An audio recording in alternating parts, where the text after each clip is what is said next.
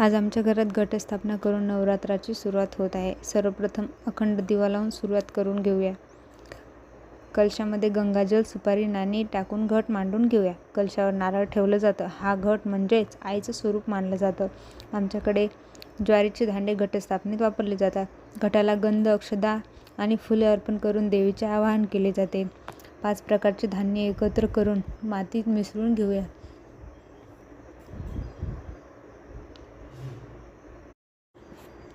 हे धान्य आपल्याला पूर्ण मिक्स करून घ्यायचे आहे आणि ते आपण घटासोबत घटाच्या शेजारी टाकणार आहोत, जेणेकरून घट हा 7-9 दिवसानंतर हा पूर्णपणे उगवून तयार होईल. त्यानंतर आपण देवीची ओटी भरून घेऊया. ओटीचं सामान ठेवलं आहे आणि या प्रकारे आपली पूजा संपन्न होत आहे.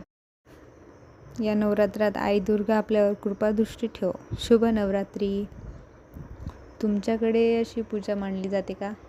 तुमच्याकडे असते का घटस्थापना? नक्की सांगा कमेंट करून.